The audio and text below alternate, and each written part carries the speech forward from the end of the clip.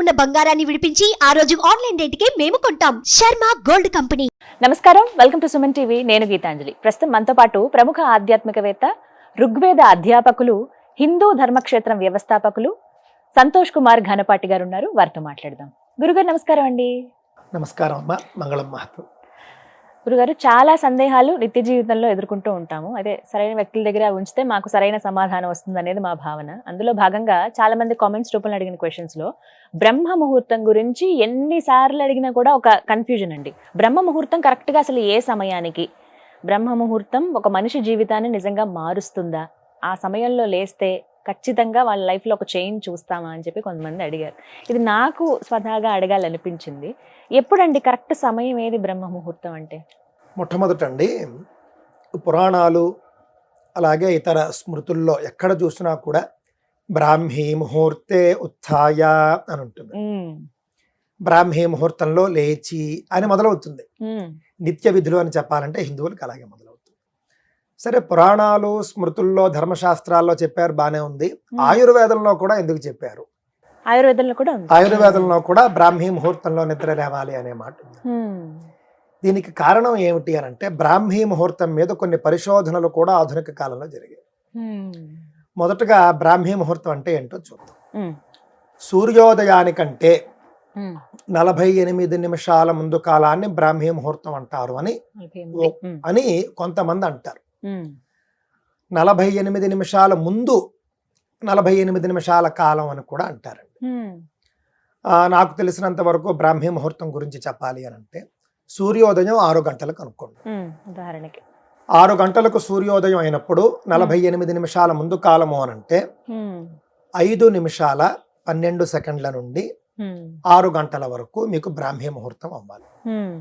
ఇదే బ్రాహ్మీ ముహూర్తం అని కొంతమంది అంటున్నారు.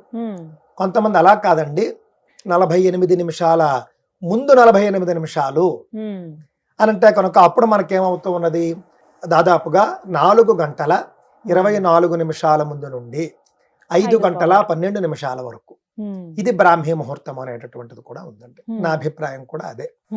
ఎందుకంటే మరీ సూర్యోదయానికి ముందు బ్రాహ్మీ ముహూర్తము అని మనం చెప్పడం కాకుండా ఈ 2 కాలాల్లో కూడా శ్రేష్టమైనవే.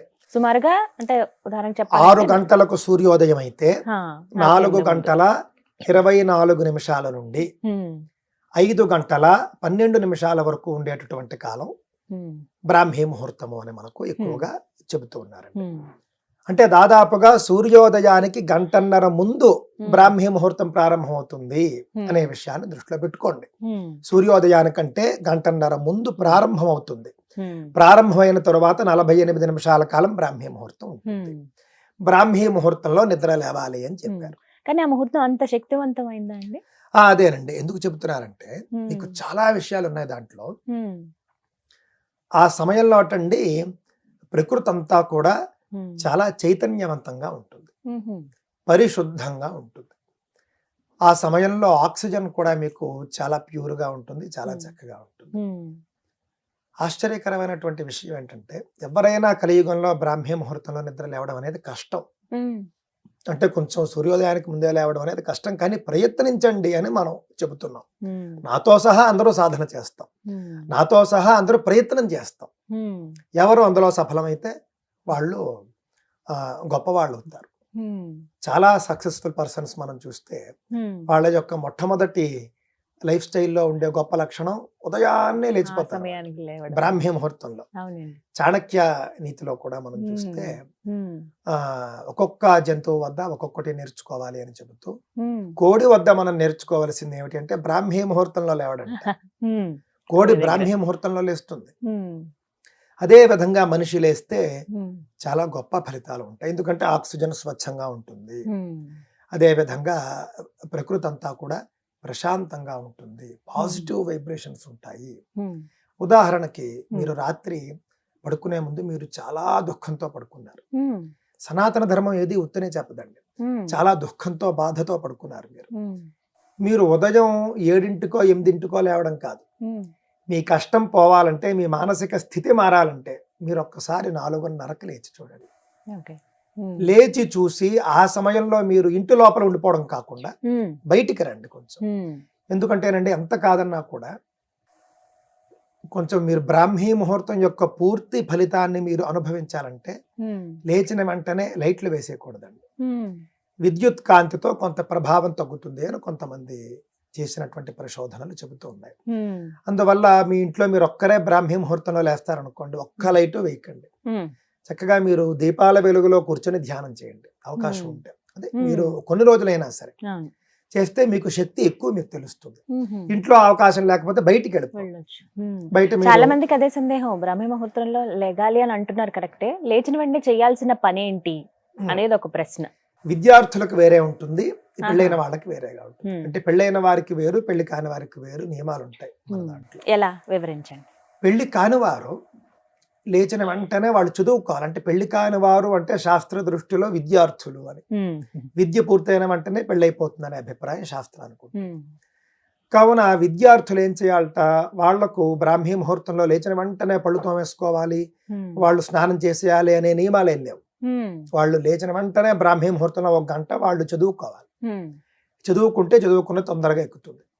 నిద్రమొహంతో లేస్తామండి, మాకు నిద్రమత్తులో ఉంటుందంటే ఒక్కసారి కళ్ళు మొహం అంతా కూడా నీళ్లతో కడిగేసుకుని నోరు ఒక్కసారి కడిగేసుకుని వాళ్ళు చదవడానికి కూర్చోవాలి. బ్రాహ్మీ పత్రం అని ఉందండి, మనం సరస్వతి ఆకు అంటాం. సరస్వతి లేఖ్యం అనే వీళ్ళు ఆయుర్వేద షాపుల్లో మనకు దొరుకుతుంది. సరే, లేఖ్యం సంగతి పక్కన పెడితే సరస్వతి ఆకునే బ్రాహ్మీ పత్రం అంటారు. మీరు బ్రాహ్మీ పత్రాలు మనకి ఇప్పుడు దొరకడం కష్టంగా ఉందండి, కానీ తోటల్లో విరివిగా దొరికేవి. ఆ ఆకు చాలా చేదుగా ఉంటుందండి. ఒక్క ఆకు, అంతకుమించి ఎక్కువ తీసుకోకూడదు. ఒక్క ఆకు తీసుకుని అలాగ నోట్లో వేసేసుకోవడమే, పళ్ళు తోమకుండా నోరు కడుక్కుంటే చాలు. మీరు ఆకు నోట్లో వేసేసుకోవాలి. వేసేసుకుంటే బ్రెయిన్ కి చాలా అద్భుతంగా శక్తినిస్తుంది ఆ యొక్క బ్రాహ్మీ పత్రము. బ్రాహ్మీ ముహూర్తంలో నిద్ర లేవడం, బ్రాహ్మీ పత్రాన్ని తినడం, బ్రాహ్మీని పూజించడం. బ్రాహ్మీ అంటే సరస్వతి దేవి.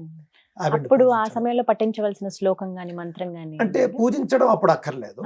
పూజించడం స్నానం అది చేసిన తర్వాత చేయవచ్చు. విద్యార్థులు సరస్వతి స్తవాన్ని చదవాలండి. యాజ్ఞవల్క్య కృత సరస్వతి స్తవం. అది కొంచెం పెద్దగా ఉంటుంది, మాకంత సమయం లేదండి చదవలేము అంటే బ్రాహ్మీ 12 నామాని అన్నారు. అందరికీ దొరుకుతున్నాయి ఇప్పుడు. సరస్వతి 12 నామ స్తోత్రం అని ఉంటుంది. ఆ 12 నామాలు చదివితే చాలు. 12 సెకండ్లు పడుతుంది. సెకండ్కి ఒక నామం అంతే. సరస్వతి అంటే ఎంతసేపు పట్టిందండి? 1 సెకండ్, 2 సెకండ్లు వేసుకోండి. 24 సెకండ్లు, అర నిమిషంలో పూర్తవుతుంది. ఆ స్తోత్రం 3 సార్లు చేస్తే 1.5 నిమిషం. అది పెట్టుకోండి విద్యార్థులు. బ్రాహ్మీ పత్రాలు తినడం అలవాటు చేసుకోండి. ఎక్కువ తినకండి. ఎక్కువ తింటే పిచ్చెక్కుతుందని కూడా చెబుతారు కొంతమంది. అందువల్ల ఎక్కువ తినకూడదు. ఎంత ఏదైనా ఔషధం అది, కొంతే తీసుకోవాలి. ఆ విధంగా బ్రాహ్మీ ముహూర్తంలో లేచి ముఖము నోరు కడుక్కుని సరస్వతి ఆకు తిని విద్యార్థులు చదువుకోవడానికి కూర్చోవాలి. పెళ్ళైనటువంటి గృహస్థులు ఏం చేయాలట, బ్రాహ్మీ ముహూర్తంలో మొట్టమొదట లేచిన వెంటనే దంతధావనం అంటే కాలకృత్యాలు తీర్చుకోవాలి. కొంచెం ముందు లేచి 4కే లేచి కాలకృత్యాలన్నీ తీర్చేసుకుని, అంటే బాత్రూమ్కి వెళ్ళి వచ్చి పళ్ళు తోముకొని స్నానానికంటే ముందు 5 నిమిషాలు కూర్చున్నట్టండి ఆ రోజు చేయవలసినటువంటి పనులన్నీ ఒక్కసారి ఆలోచించుకోవాలి. ఈ రోజు నేనేం చేయాలి, నా షెడ్యూల్ ఏమిటి వాళ్ళ, అంతేకాదండి ముందు రోజు చేసినటువంటి వాటిలో ముందు రోజు జరిగినటువంటి రోజు ఎలా గడిచిందో ఒక్కసారి గుర్తు తెచ్చుకుని అందులో తప్పొప్పులు ఒక్కసారి బేరీజ్ వేసుకోవాలట. నేను చేసిన తప్పులేమిటి, నేను చేసిన ఒప్పులేమిటి, తప్పుల్ని తగ్గించుకుని ఒప్పుల్ని అభివృద్ధి చేసుకుంటారు. ఈ యొక్క పరిశీలన ఏదైతే ఉందో దాన్ని అంటే ఒకసారి మళ్ళీ అంతా కూడా పునశ్చరణం అని చెప్పచ్చు. ఒక్కసారి మళ్ళీ అంతా కూడా మనం ఒక్కసారి ఆలోచించుకోవడం, ఇది బ్రాహ్మీ ముహూర్తంలో చేయాలి. ఎందుకంటే బ్రాహ్మీ ముహూర్తంలో సంపూర్ణంగా బుర్ర స్టాబిలైజ్డ్ గా పనిచేస్తుంది. మీకు ఓవర్ అంటే భావోద్వేగాలు ఎలా ఉంటాయంటేనండి, మీ అందరికీ అనుభవంలో ఉంటుంది. మీరు నిద్ర మధ్యలో అర్ధరాత్రి 1 గంటకి మీకు తెలివి వచ్చింది అనుకోండి, మీ మనస్సు ఆందోళనకరంగా ఉంటుంది. మనస్సు అంత పాజిటివ్ గా ఉండదు. కానీ మీకు అర్ధరాత్రి 1 గంటకి మీరు ఏదైనా మీ సమస్యల గురించి మీరు ఆలోచిస్తే మీరు బెదిరిపోతారు. ఆ సమయంలో మీకు ఇంత సమస్యలా కనిపిస్తుంది. అదే మీరు బ్రాహ్మీ ముహూర్తమైనా పగలైనా కూడా ఇంతేనా అనిపిస్తూ ఉంటుంది. అందుకే మానవుడు రాత్రిపూట పడుకోవాలి, పగలు పని చేయాలి అనే నియమం వచ్చిందండి. రాత్రిపూట పడుకోవాలి అని చెప్పినటువంటి ధర్మం కూడా మనదే. ఎన్నింటికి పడుకోవాలి, ఇప్పుడు లేవాలి అన్ని చెప్పారు కదండి. 8 గంటల నిద్ర కదండి. అందువల్ల తెల్లవారుజామున బ్రాహ్మీ ముహూర్తంలో గృహస్థు చేయవలసినటువంటి పనులు ఇవి. ముందు రోజు చేసుకున్నటువంటి తప్పులు ఒప్పులు అన్ని కూడా చూసుకోవడం, తప్పులు దిద్దుకోవడం, ఒప్పులు పెంచుకోవడం. అలాగే ఆ రోజు చేయవలసినటువంటి పనులన్నీ కూడా పూర్తిగా ఒక్కసారి షెడ్యూల్ చెక్ చేసుకోవడం.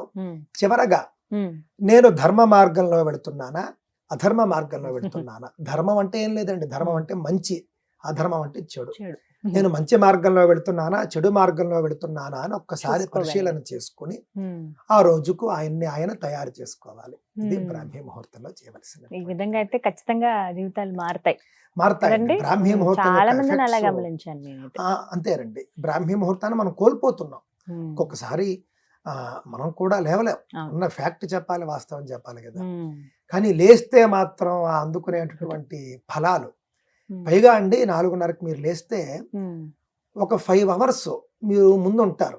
చాలా పనులు అయిపోతాయి. చాలా పనులు అవుతాయి ఉదయం లేస్తే. చాలా నేను కొంతమందిని గమనించానండి, వీడియోస్ ఇలా పెడుతుంటారు, రీల్స్ లో చూసినవే. పొద్దున్నే లేస్తున్నారు, లేవగానే చక్కగా మంచినీళ్ళు తాగటం, ఏమన్నా ఇంటి ముందు పెళ్ళైన వాళ్ళైతే ఇంటి పనులు ఏమైనా చేసుకోవటము, వెంటనే స్నానాలు అవి చేసేసి దీపారాధన చేసుకోవటము.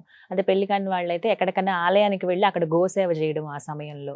మళ్ళీ 6-7 వచ్చి టిఫిన్స్ అవి చేసేసుకుని మళ్ళీ కాలేజ్కో స్కూల్కో వెళ్ళిపోవటం. ఇవి నేను గమనించాను. చాలా అద్భుతమైనవండి.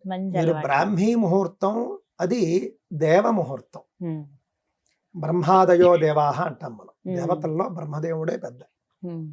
దేవతల్లో అంటే మహావిష్ణువు, శివుడు వేరు. మళ్ళీ బ్రహ్మదేవుడు కంటే పై స్థాయిలో ఉంటారు వాళ్ళు.